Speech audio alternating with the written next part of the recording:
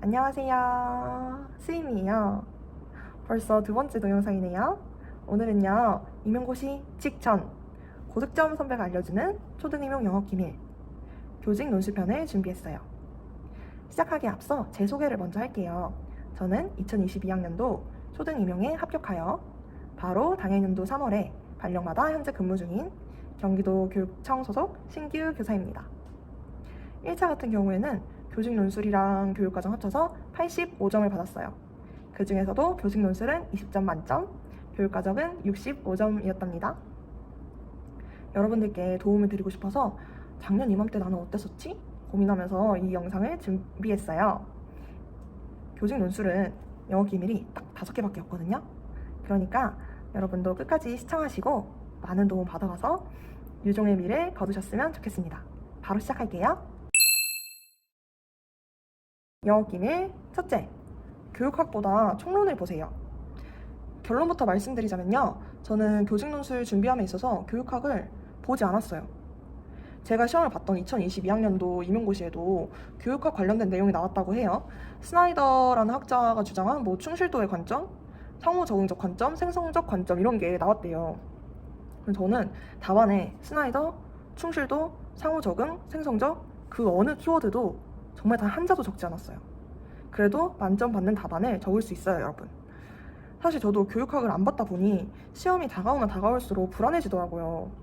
그런데 저 같은 사례가 있으니까 여러분도 교육학을 보지 않았다는 것에 대해 불안함을 느끼지 않아도 좋을 것 같아요.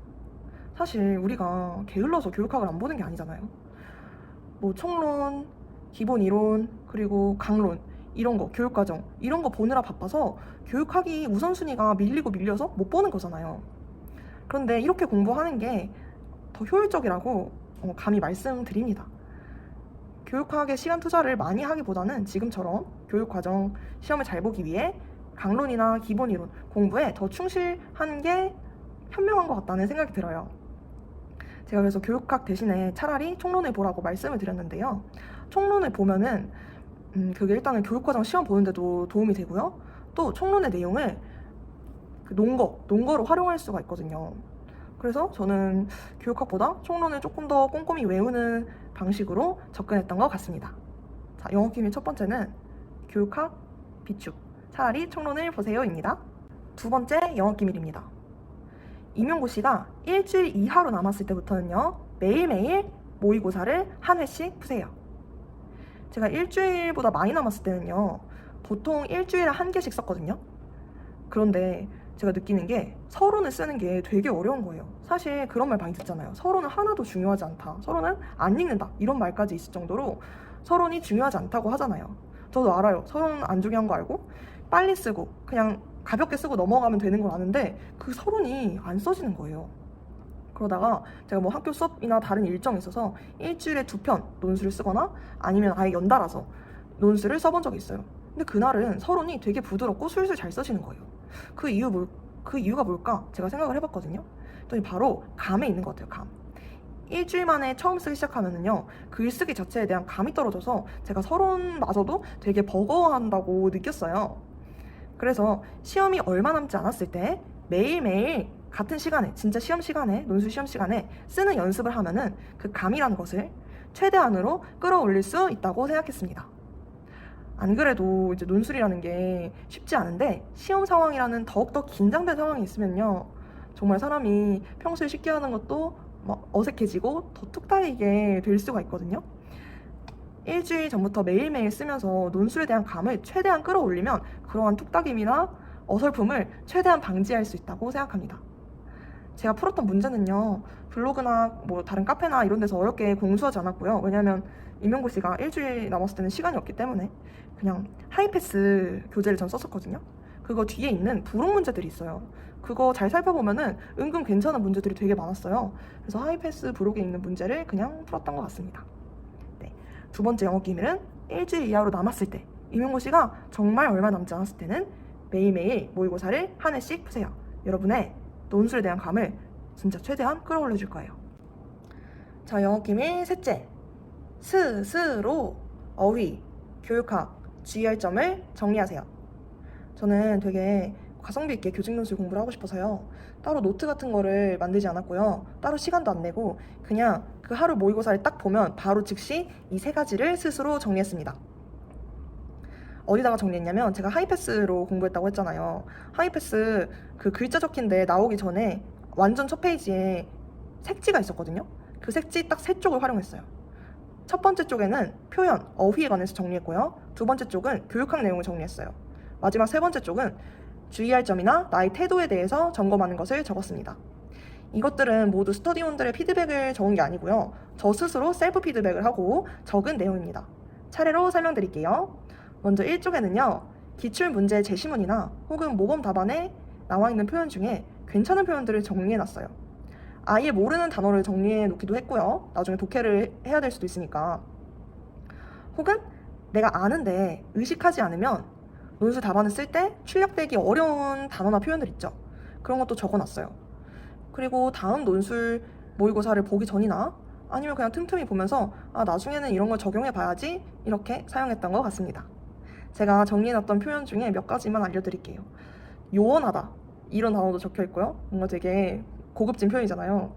그리고 질적으로 제고되고 양적으로 완화된다 이런 표현들도 적혀있어요. 그때 제가 되게 괜찮다고 느꼈나 봐요. 또 교육과정 문해력도 적혀있는데 사실 이런 게 되게 키워드가 될 수 있는데 제가 막상 논술 쓸 때는 잘 안 나오는 단어였거든요.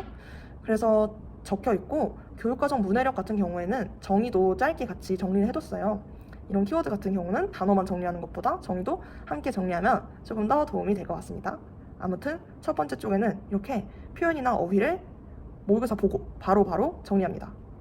두 번째 쪽에는 교육학에 대해서 적었어요. 아니 선생님 그 첫 번째 영어 기밀에서 교육학 안 보셨다면서요. 이렇게 생각하시는 분들도 있을 것 같아요. 저는 일단은 교육학 교재나 교육학 유튜브 같은 거 있죠. 그런 거는 정말 안 본 게 맞아요. 안 봤어요. 다만 뭐 어떤 모의고사를 풀었어요. 기출문제를 풀었어요. 근데 읽었는데 그 관련된 교육학 내용이 나왔어요. 그러면은 그냥 만났으니까 그냥 지나갈 수가 없잖아요. 그래서 그냥 그거에 대해서 짧게 정리하고 넘어갔습니다. 한번 정리하고 이런 게 있구나 하고 눈에 익혀두는데 까지만 했지 암기하거나 그러진 않았어요. 암기하진 않고 그냥 이런 아이도 있구나 하고 만났으니까 그래도 한 번은 정리해 줄게 이런 마음으로 짧게 정리하고 넘어갔던 것 같습니다. 그래서 그 정리해 놓은 색지를 보면 둘째 쪽 교육학이 제일 빈약해요. 그 다음에 여러분 이 세 번째 쪽이 가장 중요합니다. 세 번째 쪽에는요 주의할 점이나 태도 등을 정리했다고 했는데요. 구체적으로 어떻게 정리했는지 총 3단계로 설명드릴게요. 1단계 스터디원들이 피드백 해주는 것처럼 셀프 피드백을 해서 적어보세요. 그런데 여러분 이 첫 번째 쪽에 있는 어휘나 표현, 두 번째 쪽에 있는 교육학도 마찬가지지만 세 번째 쪽에 있는 거는요 진짜 그날 바로 정리하지 않으면 그날도 아니에요. 시험 끝나자마자 정리하지 않으면 다 까먹어서 적을 수 있는 게 없어요. 그러니까 조금 번거로우시더라도 논술 시험 끝나면 바로 정리하는 습관을 들이셨으면 좋겠습니다. 더 효율적으로 공부할 수 있을 거예요. 스터디원들이 지적해주지 않더라도 분명 내가 모의고사를 보면서 혹은 내가 쓴 답안과 예시 답안을 비교하면서 느끼는 점들이 있을 거예요. 그거에 대해서 색지에 정리해보세요. 저 같은 경우는 주로 어떤 거를 적었냐면 제가 자주 하는 실수, 내가 잘못한 거에 대해 적었는데요. 논지와 논거가 1:1 대응이 되지 않았다. 혹은 논지끼리 겹치는 느낌이 난다. 이런 것들이 적혀있어요. 자, 1단계는 셀프 피드백해서 적어보기입니다. 2단계는요. 새로운 모의고사를 보기 전에 색지를 꺼내서 직접 모의고사에서 어떤 실수를 했는지 복기해보는 거예요. 냅다 그냥 시험을 보기 시작하면요. 그 시험의 난이도에 따라서 이리저리 휘둘릴 수밖에 없어요. 이겨놓고 싸우는 법이라고 다들 아시죠? 내가 이런 게 약하니까 이렇게 행동할 거야. 이런 실수를 한 적이 있으니까 이렇게 대응할 거야를 미리 딱 정해놓고 시험에 임하는 거예요. 그러면 시험에 휘둘리지 않고 장악할 수 있어요. 시험을 장악할 수 있어요. 자, 2단계는 새로운 모의고사 보기 전에 내가 적었던 셀프 피드백을 꺼내 복기한다입니다. 자, 마지막 3단계는요. 그 모의고사를 다 봤어요. 그럼 다시 그 색지를 꺼내서 내가 직접 모의고사에서 했던 실수들을 반복하지 않았는지 새로 한 실수는 없는지 확인합니다. 만약 반복했다면 전 발을 정자로 체크했어요. 발을 정자로 체크하고 새로운 실수를 했다면 그 밑에다가 새로 적었어요. 이게요 여러분 한 회, 두 회, 3회, 4회 쌓이다 보면요 진짜 내가 어떤 거를 자주 실수하고 어떤 약점이 있는지 알 수 있게 돼요. 시험 볼 때까지, 진짜 시험 볼 때까지 이 약점 극복에 초점을 두면서 계속 공부를 했던 것 같습니다. 이런 방식으로 스스로 어휘, 교육학, 주의할 점 등을 정리했습니다. 세 번째 영어 기밀이었어요. 자, 네 번째 영어 기밀입니다. 기본에 충실하세요. 우리가 생각해볼 기본이 한 두 종류 정도 있는 것 같아요. 첫 번째는 가독성이에요. 여러분, 논술 쓸 때 글씨체 중요하다는 얘기 많이 들어보셨죠? 저는 폰트같이 그렇게 또박또박 잘 쓰지는 못해요. 그런데 그냥 가독성이 높을 정도로는 썼어요. 해독할 수 있는 정도, 알아볼 수는 있겠다 이 정도는 아니고 조금 읽기에 불편함이 없을 정도로만 잘 쓰면 채점에 큰 영향이 없다 생각해요. 저도 딱 글씨를 그 정도로 썼고, 여러분도 글씨나 그런 걸 접근할 때 있어서 그냥 가독성을 1번으로 두고 검토하시면 좋을 것 같아요. 글씨체 가독성 있게 써야겠죠? 똑같아요. 교정보호도 아예 안 쓸 필요는 없어요. 저도 많이 썼거든요. 그런데 너무 더럽게 써가지고 글을 읽는데 불편함이 있다면 당연히 채점하는데도 어려움이 있겠죠. 그러니 글씨체나 교정보호 이런 거는 가독성을 1번으로 두고 가독성을 해치지 않을 정도인지 스스로 검토해보면 좋을 것 같아요. 문장을 쓸 때도 장문으로 쓰기보다는 단문으로 끊어서 쓰면 가독성을 좀 올릴 수 있을 거예요. 자, 첫 번째 종류는 가독성이었고요. 기본에 대한 두 번째 종류는요, 제시문에 근거하는 거예요. 교육학도 좋고 총론도 좋고 아니 다른 화려한 것도 좋지만, 화려한 어휘나 표현도 좋지만 사실 이 논술에 있어서 가장 기본적인 것, 특히 초등 임용고시에 있어서 가장 기본적인 거는 제시문에 근거하는 거라고 생각하거든요. 그래서 쓸 때 여러분이 난 제시문 독해를 잘했어, 난 제시문에 근거해서 쓰는 거야 라는 거를 팍팍 티를 내주면 좋을 것 같아요. 예를 들어 제시문에 따르면, 제시문에 해석하자면, 제시문에 나와 있는 바와 같이, 이런 표현들도 많이 써주시고요. 혹은 제시문 내용을 일부 그대로 인용하는 것도 좋은 것 같아요. 아니면은 그대로 인용하기 좀 찜찜한데 하면은 재설명하세요. 재설명. 어휘를 조금씩 바꿔서 재설명을 하면 좋을 것 같습니다. 글씨, 교정보, 문장 길이 이런 거는 가독성 측면에서 생각해 보시고요. 무언가를 쓸 때는 제시문에 근거했는지를 먼저 검토해 보면 좋을 것 같아요. 자, 기본으로 돌아가서 기본에 충실하라. 이것이 네 번째 영어 기밀이었습니다. 자, 다섯 번째 영어 기밀인데요. 이거는 시험 볼 때 해당하는 얘기예요. 바로 최선을 다하세요. 어때요? 너무 뻔한 얘기같이 들리나요? 근데 저는요, 제가 논술 여러 번 연습해봤잖아요.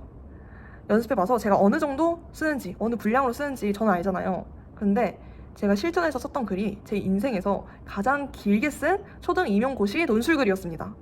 논지, 논거 1대1 대응해서 꼼꼼하게 다 적고 제시문 언급 하나라도 많이 하고 그냥 절실하니까 여기서 1점이라도 걸리게 해주세요 라는 마음으로 정말 최선을 다해서 지력을 다해서 적었어요. 그랬더니 20점이라는 좋은 결과를 얻을 수 있었다고 생각해요. 여러분도 정말 그 순간에 빡 집중해서 정말 지력을 다하면 뭔가 초인적인 힘이 발휘되는 걸까요? 저도 그렇게 길게 적어본 게 처음이어서 한 장하고 반 넘게 적었던 것 같아요. 항상 저는 한 장 채우고 한 3-4줄 정도 적었다면 그때는 한 장하고 반 이상 적었던 것 같습니다. 여러분도 열심히 최선을 다하면은 분명 초인적인 힘과 기적이 따라줘서 좋은 점수 얻을 수 있을 거라고 생각합니다. 네, 다섯 번째 영어 기밀은 뻔하지만 가장 중요한 내용이었어요. 최선을 다하세요.